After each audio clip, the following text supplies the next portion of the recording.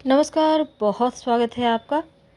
कई बार पैसों की तंगी समाप्त ही नहीं होती। कई बार नौकरी के लिए बहुत परेशान होते हैं पर मिलती नहीं।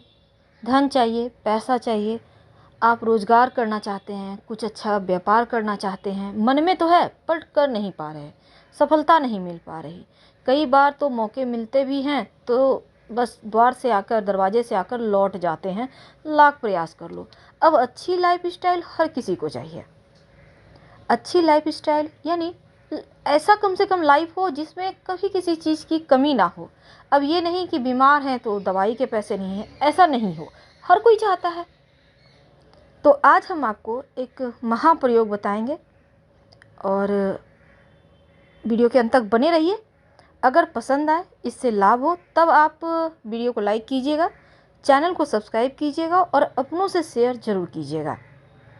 तो आज हम आपको विशेष मनोकामनाओं की पूर्ति के लिए अपनी हथेली पर क्या और कहाँ और कब लिखें कि हर कामना पूरी हो।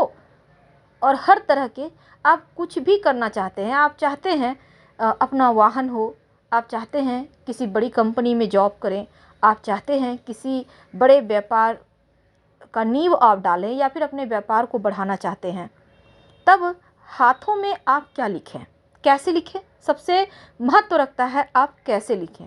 क्या लिखना तो आसान है पर कब लिखें। देखिए, हमारे जो पाम होते हैं, हथेली होते हैं, उसमें उंगलियां हैं और बीच का हिस्सा को हम कहते हैं जो हमारी उंगली है उसके बाद हथेली का हिस्सा है। तो उंगली के ठीक नीचे जो पर्व होते हैं, पर्व यानी जो उभरा हुआ स्थान होता है, पर्वत जिसको कहते हैं, गुरु का पर्वत, जो मंगल का पर्वत, शनि का पर्वत, सूर्य का पर्वत, बुध का पर्वत, तो उसी पर्वत का खास महत्व है। अब देखिए, जो गुरु हैं वो धन, मान, सम्मान, नौकरी, व्यवसाय सब कुछ देते हैं। जो शनिदेव हैं वो भूमि से नीचे से निकलने वाली वस्तुएं प्रदान करते हैं। जो सूर्य हैं सरकारी नौकरी देते हैं। तो आप क्या करेंगे, जो जिस क्षेत्र से संबंधित आप कामना है आपकी, उसी क्षेत्र में आपको लिखना है। आपको ब्लू रंग का पेन चाहिए होगा। आप दाहिने हाथ में लिखें या बाएं हाथ में। देखिए, दाहिने हाथ में लिखें तो ज़्यादा अच्छा है क्योंकि ये कर्म का हाथ है। दाहिने हाथ में लिखने के लिए आपको बाएं हाथ में पेन को पकड़ना होगा और बाएं हाथ में लिखेंगे तो दाहिने हाथ से पकड़ेंगे पेन। ये करेंगे कब? रात में सोने के पहले कीजिएगा।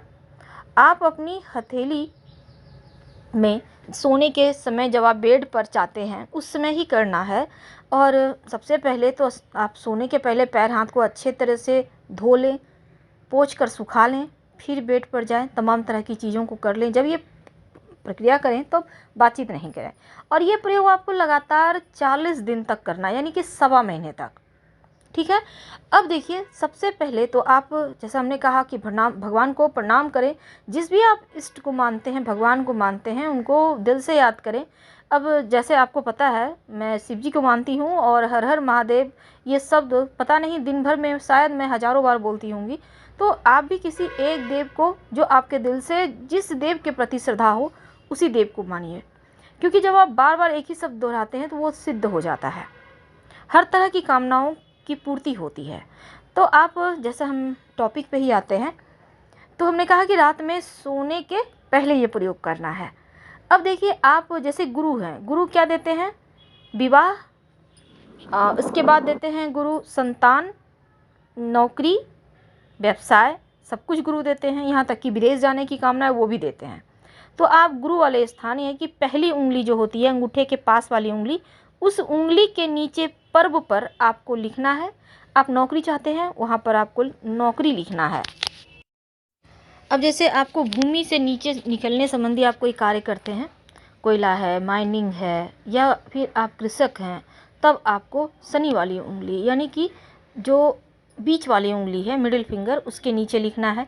सूर्य की उंगली है, इसके नीचे आप सरकारी नौकरी चाहते हैं, तब यहाँ पर लिखिएगा नौकरी। और लिखने के बाद मन में 3 बार अपनी कामना को दोहराइए, भगवान से प्रार्थना कीजिए। आपकी जो कामना है, जो प्रार्थना है, वो अति शीघ्र पूरी होगी। और ये प्रयोग आप लगातार 40 दिन तक, यानी सवा महीने आपको करना है। और जो आप लिखेंगे अपनी हथेली में, वो आपको रोज़ दोहराना है। रात में सोने के पहले उसी जगह पर रोज़ आपको लिखना है और दोहराना है, रिपीट करना है, याद रखिए।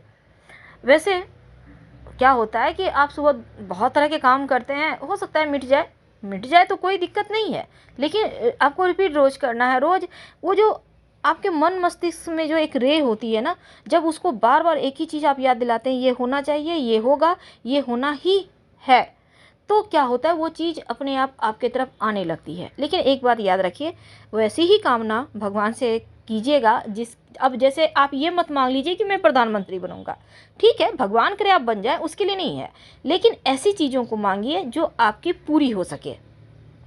अब आप सोचिएगा अंबानी के टक्कर में मैं भी आ जाऊं तो वो भी भगवान करे हो जाए, लेकिन कामना ऐसी मांगिए जो पूरी हो, प्रकृति आपको उस कामना को पूरी करने के लिए आपकी मदद करे, ऐसी ही कामना आप कीजिएगा। तो ये प्रयोग आप कीजिए। और एक बात हमेशा रखिए याद, अगर आपको लगे कि शनिदेव आपको परेशान कर रहे, तब बीच की उंगली में एक चांदी का छल्ला पहन लीजिएगा। ये पहनेंगे कब? आप इसको शनिवार के दिन भी पहन सकते हैं, कोई दिक्कत नहीं है। चांदी का छल्ला याद रखिए। लेकिन हाँ, अगर आपको चांदी नहीं पहनना तो मत पहनिएगा, पहनना है तभी पहनिएगा, यानी अपनी राशि के अनुसार। तो हम आपसे फिलहाल विदा लेते हैं। उम्मीद है आपको वीडियो पसंद आएगी। जानकारी अच्छी लगे तब लाइक कर सब्सक्राइब कीजिएगा, अपनों से शेयर कीजिएगा और कमेंट में हर हर महादेव जरूर लिखिएगा। धन्यवाद। हम फिर मिलेंगे।